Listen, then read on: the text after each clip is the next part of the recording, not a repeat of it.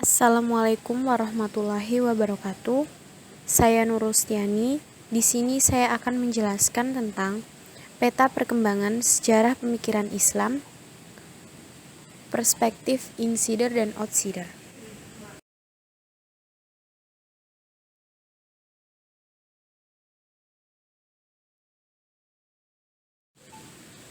Definisi perkembangan pemikiran Islam. Yang pertama, perkembangan sendiri secara etimologi adalah proses berkembangnya sesuatu.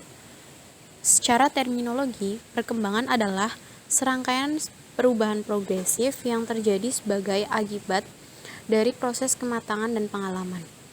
Pemikiran secara etimologi berarti apa yang ada di dalam hati.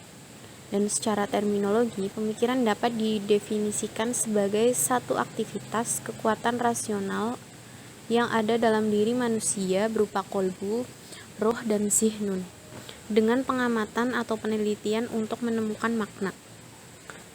Perkembangan pemikiran Islam sendiri adalah serangkaian perubahan kekuatan rasional yang ada dalam diri manusia tentang Islam. Perspektif insider dan outsider.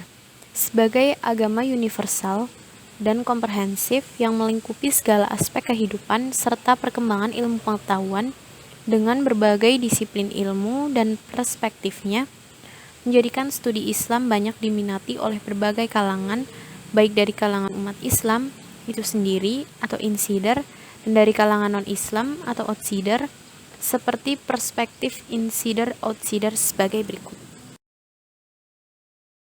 Menurut insider, pertama, terbentuknya pemikiran rasional atau pemikiran yang berkembang karena adanya persepsi tingginya kedudukan akal manusia. Kedua, pemikiran tradisional. Pola pemahaman ini mengandalkan pemahaman para ulama. Kemudian, zaman Rasulullah. Belum terlihat adanya perkembangan pemikiran Islam karena fokus berdakwah. Selanjutnya, masa Al-Rasyid dan Al-Ma'mun yang berupa kekayaan yang melimpah dipergunakan untuk memulai gerakan intelektual. Gerakan ini berkembang pesat pada masanya. Dan terakhir, dinasti Abbasiyah, masa kegemilangan Islam. Capaian tingkat ilmu di sini sangat tinggi. Perspektif outsider.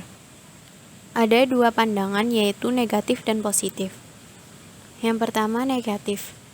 1. Sedikitnya hadis yang orisinil oleh Ignace Goldsheher. Kedua, meragukan matan dan sanad hadis oleh Joseph. Ketiga, mempersoalkan masalah otentitas hadis oleh Junbul. Keempat, tentang Islam yang penuh kekerasan, teorisme, fundamentalisme, intifadah, dan sejenisnya oleh Samuel. Kemudian, pandangan positif yang pertama, ungkapan simpatik outsider oleh Charles. 2. Mengkritik pandangan miring terhadap Islam oleh Montgomery. Ketiga, perhatian besar terhadap studi Al-Quran oleh Johnson. Keempat, studi Islam selalu berubah dan berkembang sesuai dengan kondisi sejarah oleh Charles. Dan cross-check kepada penganut agama yang dikaji oleh Smith. Terkait penafsiran oleh Alford, demokrasi Islam oleh John Esposito, dan terakhir ayat yang bermakna tegas oleh Daniel Brown.